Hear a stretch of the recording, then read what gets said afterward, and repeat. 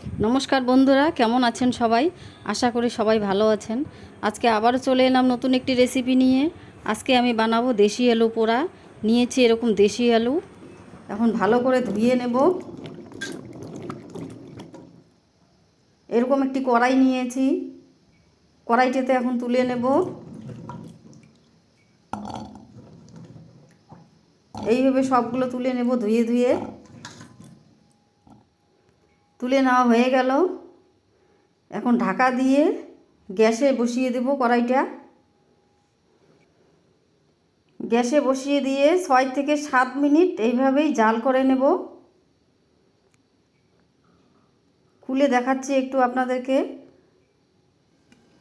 এইভাবে ঢাকা দিয়ে এইভাবে জাল হতে থাকবে। এদিকে আমি রেডি করে নেব কাঁচা লঙ্কা, পেঁয়াজ কেটে নেব কুচি কুচি করে। এইভাবে চাকু দিয়ে আমি কেটে নিচ্ছি। আপনারা চাকু দিয়ে না পারলে বটিতে কেটে নেবেন, যার যেভাবে সুবিধে হয় সেইভাবেই কেটে নেবেন। আমার এভাবেই সুবিধে বেশি মনে হয়, তাই আমি এভাবেই কাটি। একদম ঝিরিঝিরি করে কাটতে হবে।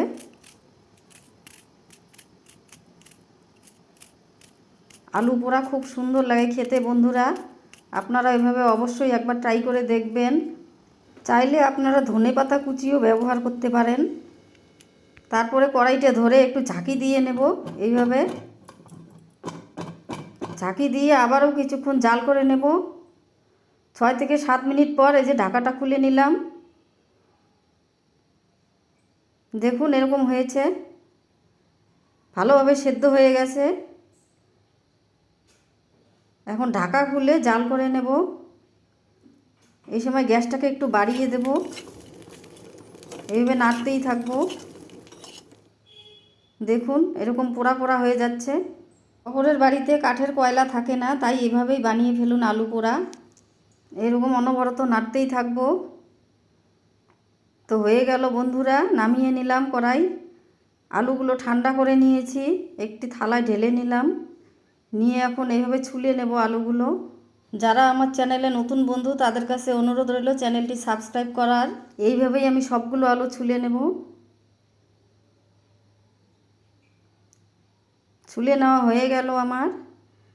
পরিমাণ মতো লবণ, লঙ্কা কুচি, পেঁয়াজ কুচি দিয়ে দিলাম। সরিষার তেল, তেলের পরিমাণটা একটু বেশি দিতে হয়, তাহলে টেস্টটা বেশি ভালো লাগে। এইভাবে এখন মেখে নেব। তো বন্ধুরা, কেমন লাগলো আমার আজকের রেসিপিটি অবশ্যই কমেন্ট করে জানাবেন। ভালো লাগলে লাইক, শেয়ার, সাবস্ক্রাইব করতে ভুলবেন না।